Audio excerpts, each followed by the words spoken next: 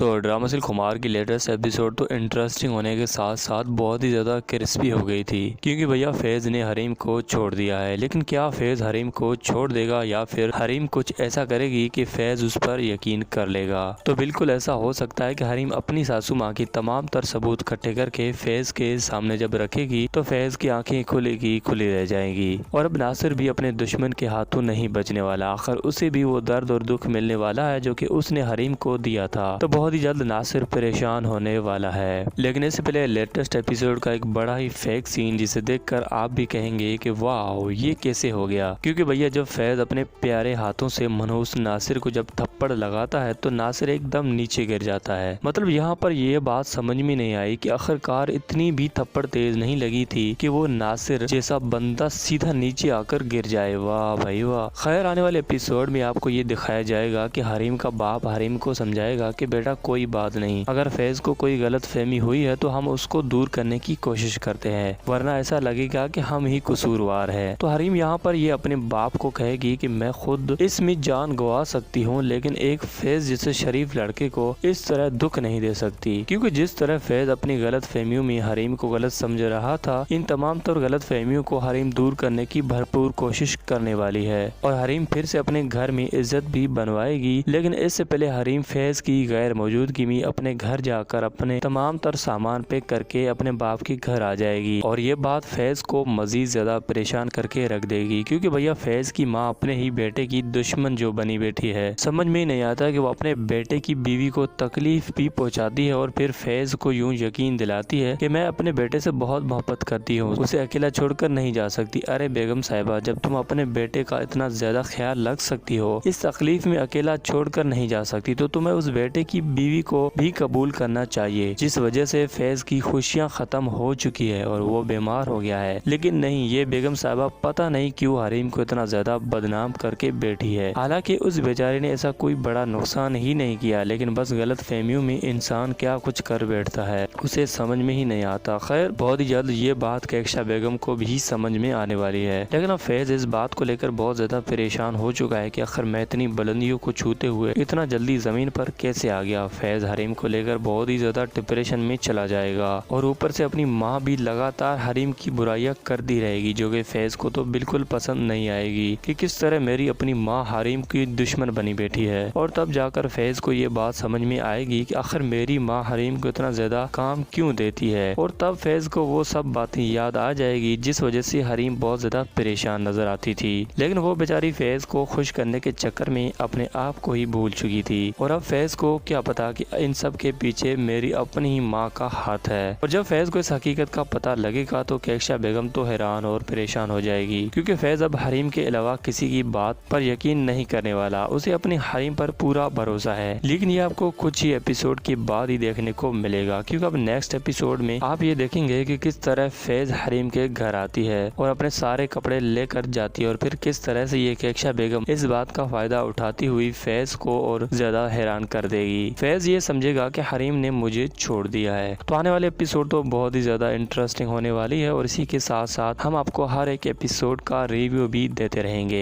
तो इसलिए इस चैनल को बेल आइकन के साथ सब्सक्राइब जरूर कर दीजिएगा, ताकि आप जान सकें कि आगे की कहानी में क्या नया होने जा रहा है। तो कहानी में तो बहुत कुछ होने जा रहा है, लेकिन आप अपनी राय का इजहार जरूर कीजिएगा। और हाँ, वीडियो अच्छी लगी है तो फिर लाइक भी कर दीजिएगा।